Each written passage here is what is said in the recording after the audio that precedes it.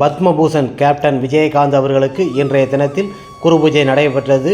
நினைவு நாளாக இன்று பலரும் கலந்து கொண்டார்கள். கேப்டன் விஜயகாந்த் அவர் மனைவி பிரேமலதா விஜயகாந்த், கேப்டனின் தவ புதல்வன் விஜயபிரபாகரன், சண்முக பாண்டியன் மற்றும் மைத்துனர் LK சுதீஷ் போன்ற பலரும் இருந்தார். கேப்டன் விஜயகாந்த் அவர்கள் நண்பர்கள், கேப்டன் கட்சி நிர்வாகிகள், கேப்டனின் குடும்பம், பல கோடி மக்கள் கலந்து கொண்டனர். இன்றைய தினம் என்பது அலைகடலாய் 5:30 பார்த்தீங்கன்னா மார்னிங்லேருந்து கேப்டனோட ஆலயம் திறக்கப்பட்டது. அங்கேருந்து வரிசையாக லைனில் ஒவ்வொருவருக்கும் எந்த ஒரு அசம்பாதம் நடக்காமல் எல்லாரும் கருப்பு உடையில் இன்று வந்தார்கள். கேப்டன் விஜயகாந்த் அவரது மனைவி பிரேமலதா விஜயகாந்த் அவர்கள் தீபத்தை ஏற்றி கொண்டு வந்து கேப்டனிற்கு ஆசீர்வாதம் பெற்றார்கள். கேப்டன் விஜயகாந்த் அவர்கள் ஆசீர்வாதம் மிக பிரமாதமாக கிடைக்கப்பட்டது. கேப்டன் விஜயகாந்த் அவர்கள் மறைந்தது கழுகு பார்வையில் ஒரு சுற்று சுற்றியதும் கருட பகவான் நமக்கு கிடைத்தது மிகப்பெரிய ஒரு தவம் அல்லவா. அதுபோல் இன்றைய தினமும் நிகழ்வு நடைபெற்றது. இந்த குரு பூஜை விழாவில் பல அரசியல் கட்சி தலைவர்களும் கலந்து கொண்டனர், சக நடிகர்களும் கலந்து கொண்டனர்.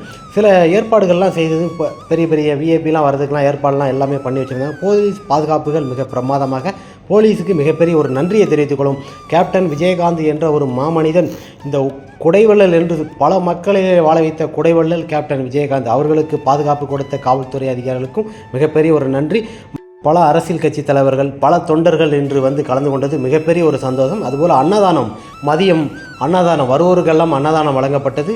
மிக சிறப்பாக, எந்த ஒரு அசம்பாதம் இல்லாமல் சிறப்பாக இன்றைய தினத்தில் நடைபெற்று முடிந்தது. நமது கேப்டனின் 1ஆம் ஆண்டு நினைவு அஞ்சலி என்பது மிக சிறப்பாக நடைபெற்றது என்று பிரேமலதா விஜயகாந்த் அவர்கள் கூறி